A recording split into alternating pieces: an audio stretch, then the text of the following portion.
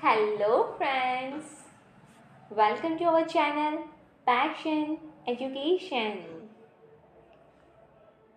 आशा करती हूँ आप सभी बहुत ही बढ़िया होंगे। आप सबका स्वागत है हमारे PYQs की सीरीज़ में, जहाँ हम डिस्कस कर रहे हैं GPSC क्लास 1-2 के PYQs। एग्ज़ाम जो कि 7/1/24 को कंडक्ट की गई थी, उसके पेपर को हम यहाँ पे डिस्कस कर रहे हैं। जितने भी लोग इस वीडियो को पहली बार देख रहे हैं, नए हैं हमारे चैनल पे, उन्हें मैं बता दूं मैं पेपर 2 डिस्कस कर रही हूँ। यहाँ पे जो आप हमारी फाइल पे देख रहे हैं लिखा हुआ है कि डिटेल एक्सप्लेनेशंस के साथ, तो इसका मतलब ये हो जाता है कि मैं PYQs के टॉपिक को कुछ इस तरीके से ले रही हूँ कि उस टॉपिक के अंदर जो कॉन्सेप्ट आ रहा है इतने बढ़िया से हम उसे समझेंगे, इतने बढ़िया से हम उसे कवर करेंगे ताकि उस पर से फिर कभी जो क्वेश्चन बनता है तो आप उसे बहुत ही बढ़िया तरीके से डील कर सकें। राइट, एक्चुअली PYQs को जैसे कवर करना चाहिए, किस तरीके का अप्रोच होना चाहिए, वो यहाँ आपको जानने मिल जाएगा। मज़े की बात तो ये है कि सब हम PYQs को डिस्कस करके छोड़ नहीं रहे हैं, बल्कि उनके अंदर आने वाले टॉपिक को पूरा उखाड़ के रख दे रहे हैं। राइट, आप सभी जानते हैं कॉम्पिटिटिव एग्ज़ाम की जर्नी के अंदर कंपटीशन कितना ही बढ़ गया, और उस जर्नी के अंदर अगर PYQs का रोल आप बढ़िया से समझते हैं तो आपको पता होगा इस क्लास का क्या महत्व है।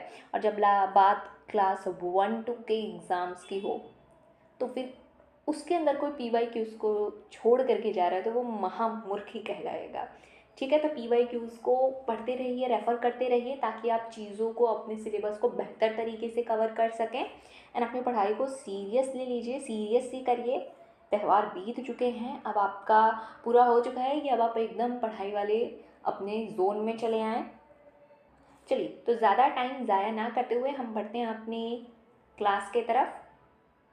आगे जो हमारे चैनल पे नए हैं, जो पहली बार इस वीडियो को देख रहे हैं, उनके लिए ज़रूरी सूचना कि हमारे चैनल पे आने वाली सभी गतिविधियों से अपडेटेड रहने के लिए चैनल को सब्सक्राइब कर लें, वीडियो को अंत तक देखें, पसंद आता है तो लाइक बटन ज़रूर से हिट करें और अपने दोस्तों तक इसे ज़रूर से शेयर करें जो पढ़ाई कर रहे हैं, जो तैयारियां कर रहे हैं। आपको लगता है कि उनके लिए भी बहुत ही महत्वपूर्ण रोल ये चैनल हमारी वीडियोस प्ले कर सकते हैं, तो उन तक भी ज़रूर पहुंचाएं, ज़रूर से पहुंचाएं। आइए स्टार्ट करते हैं आज का सेशन। Question number 71। अच्छा, जितने भी लोग पहली बार देख रहे हैं उनको वापस से बता दो कि इसके आगे के यानी 70 तक के जो क्वेश्चन हैं मैंने अपने आगे की वीडियोस में उन्हें चला दिया है, हम उसे डिस्कस कर चुके हैं। तो आप ये देखने के बाद या अभी जा कर के उन्हें देख सकते हैं, समझ सकते हैं, अपने बाकी के PYQs को वहाँ से कवर कर सकते हैं। मैं डिस्कस कर रही हूँ पेपर 2 को।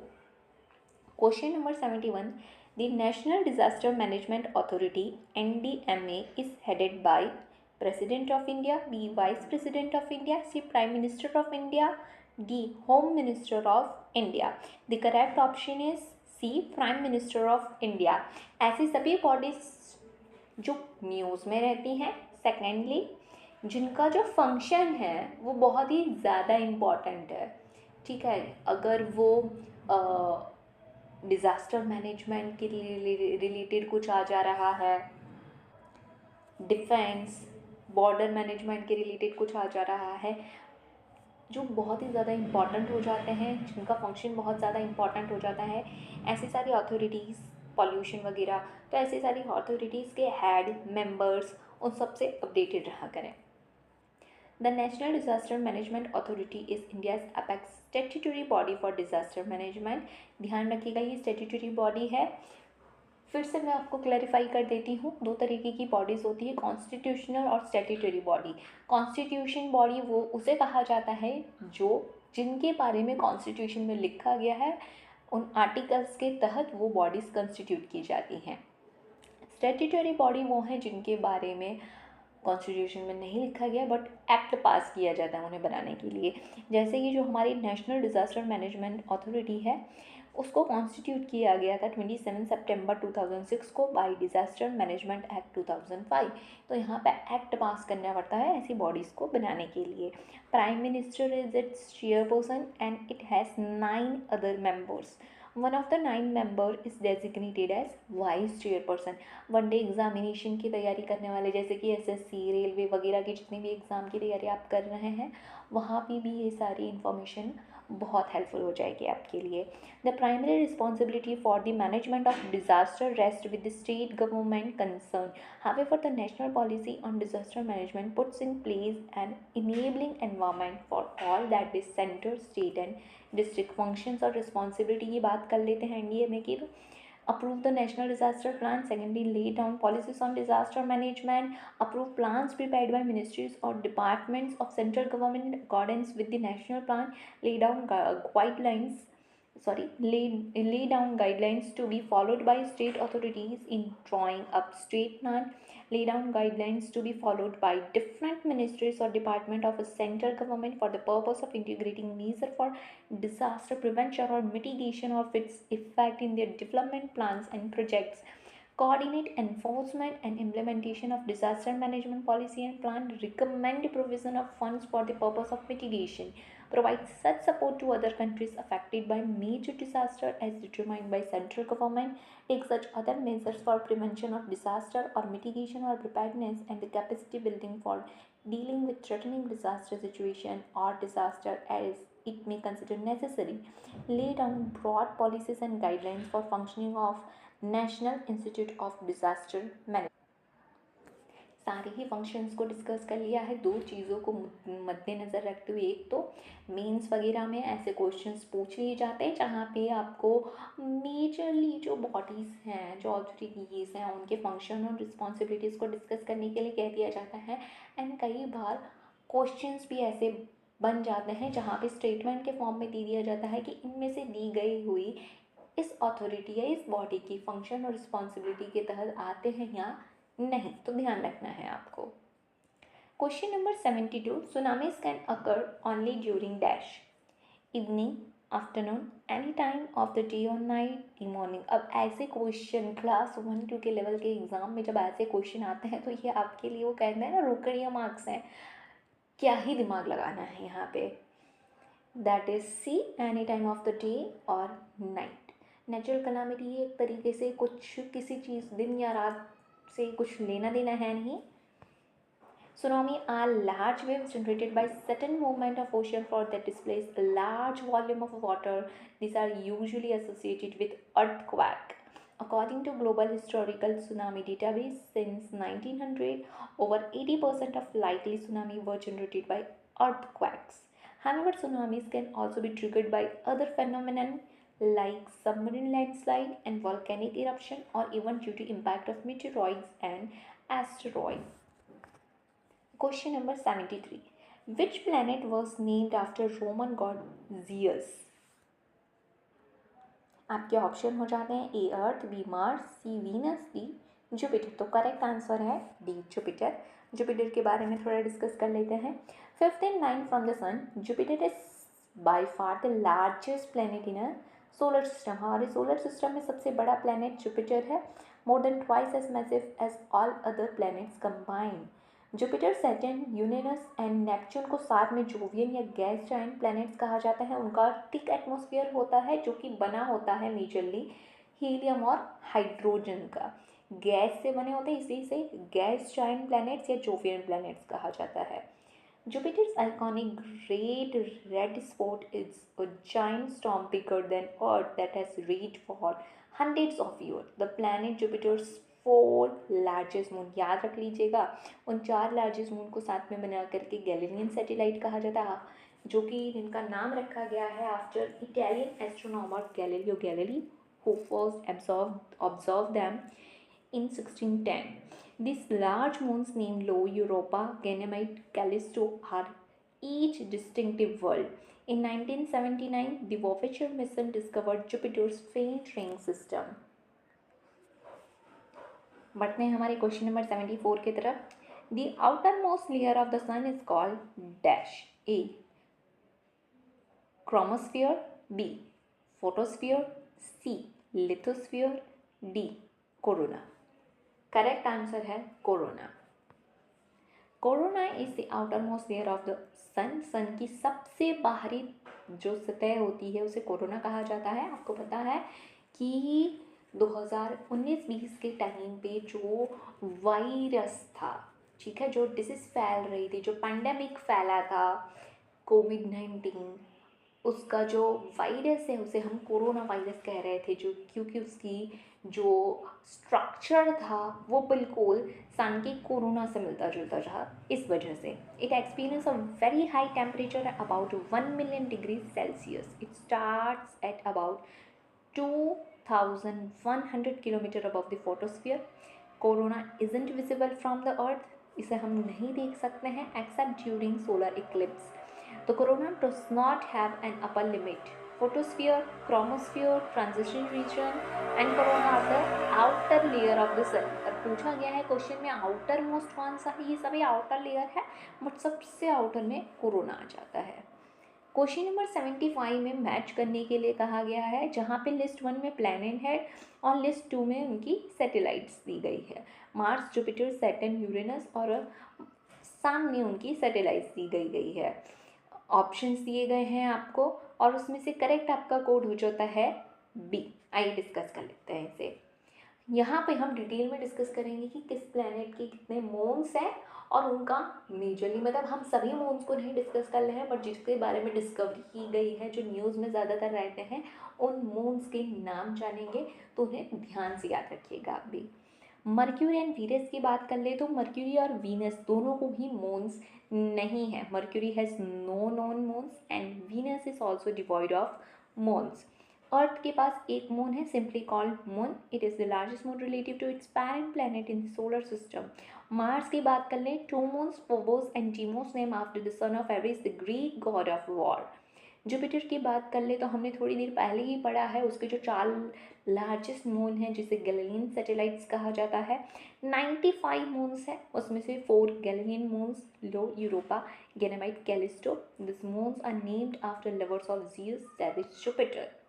सेकंड की बात करें तो it has 146 known moons including Titan, the second largest moon in the solar system. Saturn's moon are traditionally named after figures from Greco-Roman mythology. Uranus की बात करें तो उसके 28 मून्स हैं, all named after character from the works of William Shakespeare and Alexander Pope. Neptune, it has 16 known moons, with Triton being the largest and most massive. Triton retrogrades orbit suggest it may have been captured by Neptune's gravity. कई बार ऐसे question बन सकते हैं जहाँ पे आपको इसी तरीके से मैच करना हो या फिर वन लाइन में दे दिया गया हो, तो आप इन सभी जो मेजर मून्स हैं जिसके बारे में डिस्कस किया गया, जिनका नाम डिस्कस किया है, उन्हें अच्छे से याद रखिएगा। Pluto and dwarf planet. Pluto classified as a dwarf planet has 5 moons. अब ड्वार्फ प्लैनेट जो है ना, उसका डिस्कशन एक अलग से होना चाहिए, उस किसे कहा जाता है। यहाँ पे हम मून्स को डिस्कस कर रहे हैं तो उस तक ही टॉपिक अपनी सीमित रख रहे हैं। Has 5 moons, with Charon being the largest. Other dwarf planets like Haumea and Makemake also have moons. Question number 76 फिर से लिस्ट दी गई है, 2, एक पीक्स की है और एक रेंज की है, जहाँ पे बात की जा रही है गुरु शिखर, डोटाबेटा, अन्नामुड़ी, धूपगढ़। आगे पूछा जा रहा है कौन से रेंज में लोकेटेड है ये सारे पिक्स, अन्नामलाई, अरावली, नीलगिरी, सतपुरा। कोड्स दिए गए हैं जिसपे से आपका करेक्ट कोड हो जाता है बी। आइए हम माउंटेन यानी पीक्स और उनके रेंज के बारे में डिस्कस करते हैं। Annamudi's highest peak of Annamalai Hills, a part of the Western Ghat। तो ये पार्ट हो जाते हैं वेस्टर्न घाट के। अन्नामुड़ी क्या है, हाईएस्ट पीक है। वेस्टर्न घाट, आप हम वेस्टर्न घाट को जैसे कि क्लास 1-2 के PYQs को डिस्कस करते हुए, पेपर 2 को ही डिस्कस करते हुए आगे के क्वेश्चन में वेस्टर्न घाट को हम देख चुके हैं, डिटेल में पढ़ चुके हैं। तो यहाँ पे बात की जा रही है कि अन्नामलाई जो कि पार्ट है वेस्टर्न घाट का, उसका हाईएस्ट पीक अन्नामुड़ी है। Anamudi is located in Idukki district of Kerala. It is a part of a Western Ghat mountain range. Doddabetta is the highest peak of Nilgiri Hills. Nilgiri Mountains are situated in Tamil Nadu and form part of Western Ghat. Dotabeta is the highest peak of Tamil Nadu. Dhupgarh is highest peak of Satpura range. Guru Shikhar is highest peak of Aravalli range. आपको facts मिल गए हैं काफ़ी सारे यहाँ पे से। Mountain range pics बहुत ही ज़्यादा इम्पॉर्टेंट है एग्ज़ाम के लिए। तो यहाँ पे से जो फैक्ट्स मिल गए हैं आपको डायरेक्टली जो कवर करने को मिल गए हैं, गुरु शिखर हाईएस्ट पिक किसका है, अरावली रेंज का। धूपगढ़ किसका है, सतपुरा। ये जो आपको ढूंढना पड़ता कहीं से, अगर आप देख रहे हैं कि PYQ उसमें आ रहा है तो आपको अंदर जा करके निकालने पड़ती है चीज़ों को। यहाँ से आपने कवर कर लिया है तो अभी से याद रखिएगा। Question number 77. Consider the following statement about our country, India. First, India has an area of about 3.28 million square kilometer. India is located in southern eastern hemisphere. The latitudinal extent of India is 8 degree 4 north and 37 degree 6 north latitude. The longitudinal extent of India is 68 degree 7 east and 97 degree 25 is longitude. Options दिए गए हैं आपको। A only 1 is correct, B 1, 2 and 3 are correct, C only 3 and 4 are correct, या D 1, 3 and 4 are correct। Correct statement आपका हो जाता है, correct जो कोड हो जाता है वो है answer D 1, 3 and 4 are correct। किस तरीके से, आइए उसे डिस्कस कर लेते हैं। The Indian landmass has a central location between East and West Asia। India जो है वो साउथवर्ड एक्सटेंशन है एशियन कंटिनेंट का, लाई करता है नदर्न हेमिस्फीयर में। जब भी आपसे अगर ये क्वेश्चन पूछ लिया जाए कि इंडिया कौन सा हेमिस्फीयर में, नदर्न हेमिस्फीयर में है। एक्सटेंट जो लाई करता है इसका, लैटिट्यूड्स और लॉन्गिट्यूड्स का जो एक्सटेंट है, याद रख लीजिएगा। आप कॉम्पिटिटिव एग्ज़ाम की तैयारी कर रहे हैं जहां आप भारत सरकार, राज्य सरकार के अंदर काम करना चाहते हैं, राइट, और भारत के बारे में ही आपको उसकी लोकेशन की अच्छे से जानकारी नहीं है, तो फिर तो आपको खुद के ऊपर भी हंसी आनी चाहिए। तो ये चीज़ें बहुत ही बेसिक है जो आपको पता ही होना चाहिए, और ये क्वेश्चन बहुत ही बेसिक सा था जो स्टार्टिंग में ही हम लोग कवर कर लेते हैं। तो आई होप जिन्होंने अटैम्प्ट दिया होगा उनका ये क्वेश्चन करेक्ट जाना चाहिए। अगर नहीं गया है तो आपको खुद से अपने आप से सवाल करना चाहिए कि आप प्रिपरेशन की सही ट्रैक पे हैं या ऑफ ट्रैक जा चुके हैं। India is 7th largest country after, तो अगर एरिया के हिसाब से देखें इंडिया 7th लार्जेस्ट कंट्री है। फर्स्ट रसिया आता है, second Canada, third China, USA, Brazil, Australia. Second largest after China है, बट अभी के लिए हम उसे क्रॉस कर चुके हैं, हम चाइना को क्रॉस कर चुके हैं, ठीक है, लार्जेस्ट पॉपुलेशन बन गया है हम। The landmass of India has an area of 3.28 million square kilometer. India's total area account for about 2.4% of total geographical area of world. तो पूरी दुनिया का हम 2.4% of area काउंट करते हैं। India has a land boundary of about 15,200 km and total length of coastline of a mainland including Andaman and Nicobar and Lakshadweep is 7,516.6 kilometre. India अपनी boundary share करता है, उनके जो नेबर्स दिए गए हैं चाइना, भूटान, नेपाल, पाकिस्तान, अफगानिस्तान इन नॉर्थ और north west and Bangladesh, Myanmar in east. यहाँ पे चाइना, भूटान, नेपाल ये नॉर्थ और नॉर्थ वेस्ट में नहीं है, याद रखिएगा। पाकिस्तान और अफगानिस्तान इन नॉर्थ और नॉर्थ वेस्ट कहा गया है। एंड बाकी की जो बांग्लादेश, म्यांमार, चाइना, भूटान, नेपाल, ये सारी टोटल 7 कंट्रीज है जिससे इंडिया क्या इंटरनेशनल बाउंड्री अपनी शेयर करता है। Tropic of cancer is an imaginary line at 23.50 degree north of equator. Tropic of cancer passes almost to middle of India, and in India tropic of cancer passes through 8 states. नाम जरूर से याद रख लीजिएगा, इन 8 states के जहाँ पे से ट्रॉपिक ऑफ कैंसर पास करता है। Rajasthan, Gujarat, Madhya Pradesh, Chhattisgarh, Jharkhand, West Bengal, Tripura and Mizoram. आपको कई बार पूछा जा सकता है कि वेस्ट से ईस्ट की तरफ बढ़ती हुई ट्रॉपिक ऑफ कैंसर जिस तरीके से जाता है, वैसे वेस्ट से ईस्ट की तरफ के स्टेट्स को लोकेट करते हुए लिखें या ऑप्शन सिलेक्ट करें। तो इसको मैंने वैसे ही रखा है, राजस्थान, फिर Gujarat, Madhya Pradesh, Chhattisgarh, Jharkhand, West Bengal, Tripura and Mizoram. Question number 78. What is the other name of highest range in Western Ghat? आप देख रहे हैं PYQs को हम डिस्कस कर रहे हैं एक ही एग्ज़ाम यानी जीपीएससी क्लास 1-2 के एग्ज़ाम एक ही पेपर 7/1/24 को कंडक्ट किया हुआ। पेपर 2 के अंदर वेस्टर्न घाट के ऊपर से कितने क्वेश्चंस बन चुके हैं?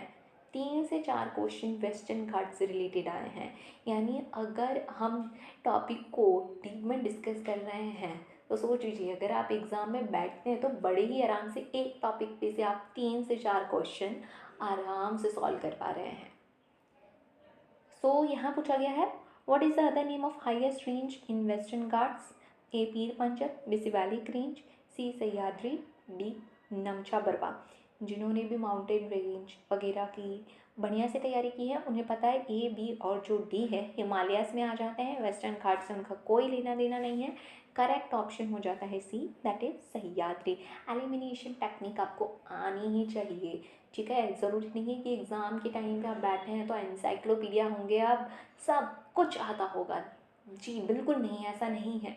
एलिमिनेशन टेक्निक वहाँ पे आपको कि किस तरीके से आप एलिमिनेट कर लेते हैं ऑप्शन को और करेक्ट ऑप्शन तक पहुँच जाते हैं। जैसे कि हो सकता है किसी को ना पता हो कि वेस्टर्न घाट उसने पढ़ा ही नहीं है, बट अगर हिमालय भी थोड़ा बहुत अच्छे से पढ़ा है या बेसिकली उसको अपने 6 to 9 10 तक की एनसीईआरटीज़ अच्छे से पढ़ रखी हुई है, तो भी उसे ये ऑप्शन वो एलिमिनेट कर लेगा कि भाई हम तो हिमालय पढ़ते हैं, हिमालय पढ़ते हैं, वही उसी के अंदर ये आ जाता है। और हिमालय तो आप बचपन से ही पढ़ते आ रहे हैं, कुछ नया नहीं है ना। ये पीर पंजल शिवालिक नमछा बरवा हो गए, तो कुछ क्वेश्चन बड़े ही, आप जितना जागरूक रह रहे हैं अपनी पढ़ाई करते वक्त बहुत ही ज़्यादा घुस के अंदर बहुत डेप्थ में बहुत क्वेश्चन नहीं पूछे गए हैं।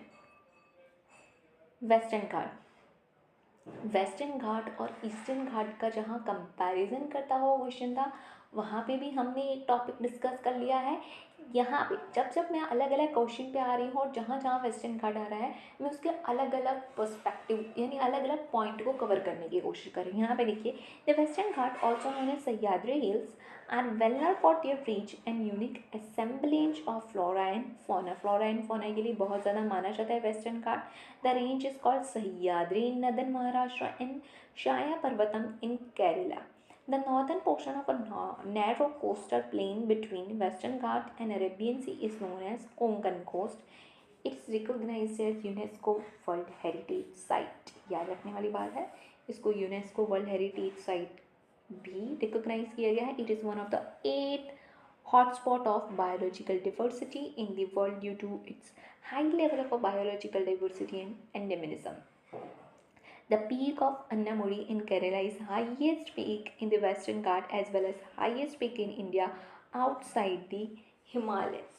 इस अन्नामुडी पीक के बारे में जो अन्नामलाई हिल्स में लोकेट करता है वेस्टर्न घाट के अंदर, इसके बारे में हम एक दो क्वेश्चन के आगे ही डिस्कस कर चुके हैं जहां हम पीक्स और माउंटेन रेंजेस के बारे में बात कर रहे हैं। Question number 79, consider the following regions of India. First Western Ghat, second Aravalli hills, third eastern Himalaya. Which of following is or are biodiversity hotspot or hotspots? A only 1, B 1 and 3, C 2 and 3, D all of the above. Correct option हो जाता है B, that is 1 and 3. Western Ghat and eastern Himalaya biodiversity hotspots वाले इलाके हैं। जानेंगे हम western Ghats के बारे में बहुत ज़्यादा पढ़ चुके हैं इस क्वेश्चन के अंदर। यहाँ पे से जो दो टॉपिक डिस्कस करूँगी वो अरावली हिल्स और ईस्टर्न हिमालय को लेकर होगा, क्योंकि वेस्टर्न घाट को हमने इनफ डिस्कस कर लिया है, ठीक है। आशा करती हूँ अपने नोट्स में अपने डाल दिया होगा चीज़ों को।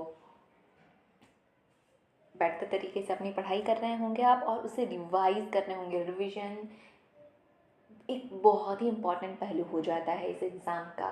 जैसे कि PYQs को आप पढ़ रहे हैं, समझ रहे हैं, हम डीप में जाके डिस्कस कर रहे हैं, बट अगर आप यहाँ पे से जो हम फैक्ट्स को डिस्कस कर रहे हैं, अगर आप इन चीज़ों को, कॉन्सेप्ट को, फैक्ट्स को बार बार रिवाइज नहीं करेंगे तो भूल जाएंगे। एंड कॉम्पिटिटिव एग्ज़ाम में एक एक शब्द ना अगर आपको याद नहीं है ढंग से कि ये ऊपर नीचे हो रहा है आपसे, तो वो एक एक मार्क्स, एक एक पॉइंट के जो मार्क्स हो जाते हैं ना, मतलब पूरा एक और अटेम्प्ट आपसे दिला देते हैं। वो चीज़ आपके साथ ना हो, उसके लिए अपनी तैयारी बहुत ही बढ़िया तरीके से कीजिए। फैक्ट्स हैं उसे रिवाइज़ करते रहिए। इस वीडियो के अंदर हम जितने भी क्वेश्चन डिस्कस कर रहे हैं बहुत ज़्यादा फैक्चुअल डेटा के रिलेटेड हैं, कोई दिक्कत नहीं है, बट आप उन्हें याद करते रहिए। वीडियो को लास्ट तक देखिए, समझिए एंड चैनल को सब्सक्राइब कीजिए, प्यार दीजिए हमारे यूट्यूब चैनल को, क्योंकि यहाँ पे से जो एफर्ट करी जा रही है वो एक जो है सोसाइटल बेनिफिट के लिए, वो जो दिली इच्छा थी कि हाँ आप एक बहुत ही बड़े बड़े पहलू पे जा कर के तो बहुत ज़्यादा बड़ा नहीं कर रहे हो, बट आप जिस भी तरीके से अपने पॉइंट से, अपने एंड से, जिस तरीके से आप सोसाइटी के लिए कुछ कर सकते हो वो करने की कोशिश कर रहे हैं, वो इस यूट्यूब चैनल के द्वारा करने की कोशिश करी जा रही है। मॉनेटरी बेनिफिट्स बाद की बात है, बट आपके काम को जारी रखने के लिए एक मोटिवेशन जो मिलना चाहिए, वो अगर आपके काम को सराहा जाए एंड यूट्यूब चैनल पे इनको सब्सक्राइब, कमेंट, लाइक करके ही हो सकता है, शेयर करके ही हो सकता है, तो वो बहुत ही अच्छा लगता है कि हाँ बाकी माइंड में तो मेरे है कि हाँ मैं जो भी कंटेंट प्रोवाइड करने की कोशिश कर रही हूँ आपको, वो इस तरीके से है कि आपको फिर उस टॉपिक को कहीं और से ज़्यादा जा कर के डिटेल में बहुत ज़्यादा ना पढ़ना पड़े। हाँ, जैसे कि मैंने कुछ चीज़ें छोड़ी है, मैंने कहा है कि वो अलग टॉपिक से हो जाता है, जैसे ड्वार्फ प्लैनेट आ गया बीच में, तो वो एक अलग से लेना पड़ेगा समझने के लिए, तो वो अलग से हो जाता है। पर मैं आशा करती हूँ कि आप इस यूट्यूब चैनल को अपना बहुत ज़्यादा प्यार मान देते हैं, आप देते रहेंगे एंड मुझे मोटिवेट करते रहेंगे अपने कंटेंट में और ज़्यादा सुधार करने के लिए, अपने काम के साथ और ज़्यादा कंसिस्टेंट और ज़्यादा मोहब्बत करने के लिए अपने काम से। लेकिन बाकी कोशिश तो हमारी तरफ से यही है कि जितनी भी जो हमारे एस्पिरेंट हैं जिनको ये वीडियोस हेल्पफुल हो पा रही हैं उनके लिए टाइम से आते रहें एंड इनमें जब हेल्पफुल हो जाए आपको, जब आप क्वेश्चंस अटैम्प्ट कर पाएँ, तो आपके मन में, दिल में एक खुशी हो कि हाँ आपने जो आधा घंटा इन्वेस्ट किया किसी यूट्यूब चैनल पे जा कर के किसी और के पैसे कमाने के लिए, वो बढ़िया था। आपकी लाइफ से कुछ खिलवाड़ नहीं हो रहा है, आप आधा घंटा दे रहे हैं तो बहुत कुछ बढ़िया सीख के जा रहे हैं। उस तरीके का सेटिस्फेक्शन आपके अंदर भी हो और मुझे भी मेरे काम से मिले। तो इसी वीडियो उन लोगों के लिए जो असल में तैयारी कर रहे हैं, इसका महत्व समझते हैं, उनके लिए अपलोड होता ही रहेगा। ठीक है, भले ही एक्सटर्नल मेरी तरफ बाहरी चीज़ों के लिए, बाहरी चीज़ों की तरफ से मोटिवेशन मेरे लिए कम हो जाए, बट इंटरनल मोटिवेशन उन स्टूडेंट्स को ध्यान में रखते हुए हमेशा ही रहेगा और ये काम जारी रहेगा। चलिए, क्वेश्चन नंबर 79 हमने देख लिया है, टॉपिक डिस्कस कर लेते हैं। Aravalli range, it is one of the oldest fold mountain of the world. याद रखिएगा, अरावली रेंज एक फोल्ड माउंटेन है, ये क्वेश्चंस पूछ लिए जाते हैं। It runs approximately 670 kilometre in a south west direction starting near Delhi, passing through southern Haryana and Rajasthan and ending in Gujarat. कौन से स्टेट्स को कवर करता है ये? दिल्ली, हरियाणा, राजस्थान, गुजरात। यहाँ पे ये चारों स्टेट्स को भी कवर करता है। यही है कि अगर आपके पास कोई मेंटर है, ठीक है, सेल्फ स्टडी के थ्रू आप सारी ही चीज़ें कर सकते हैं, बट अगर कोई मेंटर है तो आपकी जर्नी थोड़ी सी आसान हो जाती है। ज़रूरी नहीं है कि आप कोचिंग कर रहे हैं, कहीं और से किसी और से पढ़ रहे हैं तभी ये चीज़ निकलेगी, जर्नी आसान हो जाती है, बस इतना सा फ़ायदा है। ठीक है, जैसे मैं यहाँ पे बता दे रही हूँ कि फोल्ड माउंटेन है। आप अगर एसएससी रेलवे वगैरह की एग्ज़ाम दे रहे हैं, जो भी वनडे की एग्ज़ाम दे रहे हैं, तो उसमें ये क्वेश्चन बन जाते हैं कि विच ऑफ फॉलोइंग गिवन इज से फोल्ड माउंटेन या अरावली माउंटेन किस फॉर्म ऑफ माउंटेन में आता है? फोल्ड माउंटेन में आ जाता है। कौन से स्टेट से ये पास होके होता है? दिल्ली, हरियाणा, राजस्थान, गुजरात। हाईएस्ट पीक कौन सा है? Guru Shikhar. Guru is a peak in Arbuda mountain of Rajasthan. अब बात कर लेते हैं ईस्टर्न हिल्स और द पूर्वांचल के बारे में। They extend from Arunachal Pradesh in north to Mizoram in south. This hills constitute India's border with Myanmar. अगर हम पूर्वांचल यानी हमारे ईस्टर्न हिमालय के प्रोमिनेंट रेंज के बारे में बात कर लें तो पटकई बम, They are northernmost range of Purvanchal lying along the boundary between Arunachal Pradesh and Myanmar. Naga Hills, they lie to the south of Patkai Bum. They, along with Patkai Bum, form the watershed between India and Myanmar. Manipur Hills, they are situated to the south of Naga Hills. The Braille Range splits the Naga Hills from Manipur Hills. Mizo Hills or Lushai Hills, they lie to the south of Manipur Hills. हमारा आखिरी question, question number 18, in which of following island of India is an active volcano found?